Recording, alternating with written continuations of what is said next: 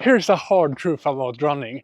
Most runners fail with their ambitions and often end up injured because they skip three very simple things that in reality are much quicker and easier than doing the actual training.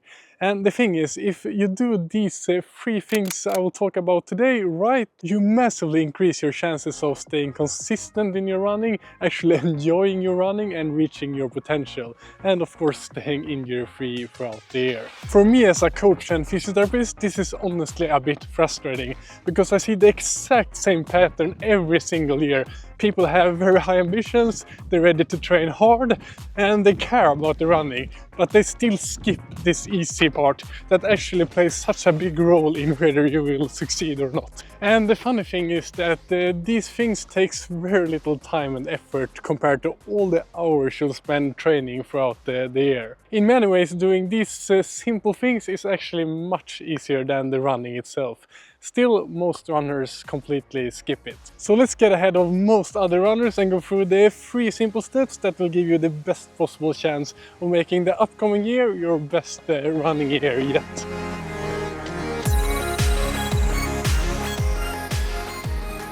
I've talked about goal setting many times on this channel, and that's simply because it works. It's one of the easiest ways to increase motivation and consistency, and it literally only takes a few minutes. Still, most runners I talk with skip it completely or approach it in the wrong way. Later in this video I will share the goals I set for myself last year, which ones I succeeded with and which ones I failed with, and what my goals are for the upcoming year. But first, let's talk briefly about what actually makes a good running goal. The first thing you need to understand is why you run, what actually motivates you. There are countless of different goal setting models out there, but honestly, the only thing I really care about with my athletes is this. Your goal should feel extremely motivating and almost a little bit scary. You know that feeling of I'm not 100% sure if this is possible for me, but it would be so cool if I could pull it off. That could literally be anything for you. Maybe running a sub 20-minute 5K, running your first marathon or finishing the marathon in a specific time, winning a local race or finishing top 10 in your local race. There's for sure no universal best goal, and I and nobody else can't tell you what your goal should be. The best goal for you is the one that actually gets you out the door on the days when motivation is quite low. And a lot of people I talk to never set these kind of goals for one reason, and it's because they're afraid of failing. But here's the thing. Nothing bad will happen if you fail on your goal. And in most cases you'll still end up so much closer to that goal than if you had no goal at all, or if you set a goal that felt completely safe and easy. Because easy goals rarely change your behavior. Challenging goals do. And the main reason we set goals in the first place is to help us actually put in the work. And once you have your goal, I highly recommend you to write it down. That low effort action of putting it on paper makes it more real and constantly reminds you what your training is actually for. Before we move on to the next 2 simple but still crucial steps that make a huge difference over time, I'll quickly go through how I did with the goals I set for myself last year, and then later in the video I'll also share my goals for 2026. So my first goal for 2025 was simple: to run consistently and stay injury-free throughout the year. I'd say that I half succeeded with that. I had some smaller injury issues, but overall it was a pretty solid year. And another goal was to run a sub 250 marathon, which I managed to do in December by the end of the year with a 2:48 in Valencia. But during the training things were going so well that I actually changed the goal to a sub 240, because 250 no longer felt that motivating. And that's something really important to remember. Your goals are for you, and it's completely okay to adjust them along the way. And even though I didn't succeed with my sub 240, partly because of some sickness the week before the race, that harder goal still helped me achieve a sub 250 on a not the ideal day. I also had a goal to complete an Everesting, running the full height of Mount Everest in under 14 hours in a race here in Norway, which I was very happy that I actually succeeded with. And finally, I planned to run over 100 miles for the first time in a 24-hour race here in Norway. But I ended up scrapping that goal completely this year to prioritize the marathon.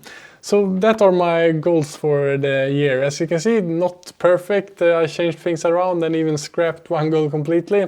But that's kind of the point. All of these goals still made my running year so much better than if I would have had no direction at all. Now let's move on to the next two crucial points that will help you get the most out of your running. And in the third point, I will also share my quite scary goals for 2026. Once you have your goal and you're motivated to put in the work, the most important training principle to understand is progression. Because your body is incredibly good at adapting, it can handle a lot of training and get stronger over time, as long as the progression is sensible and not rushed. And this is something I constantly have to remind myself of as well. Because when motivation is high and training is going well, it's very easy to increase things too fast. And that usually ends in one or two ways: injury or burnout. And how much you can progress your training is of course individual and depends on your training background, but one thing is always true: slow and steady progression works best. And progression is for sure not just about weekly mileage, which some people think. It's about how much intensity you add, it's about how often you train hard, and it's about how long your longest run of the week is. This study here from last year actually showed that increasing your longest run too quickly is a bigger injury risk than increasing your weekly mileage too fast. So this is something many runners completely overlook. And as a physiotherapist, I genuinely believe that smart structure and progression is the most effective injury prevention tool we have. It beats all fancy strength routines and expensive recovery tools any day of the week. And if you get progression right, you solve a lot of problems before they even appear. And to actually nail this progression over time, the final thing I want to talk about is absolutely crucial. There are many good ways to plan your training. There are apps, spreadsheet, notebooks, or just writing it down on a piece of paper.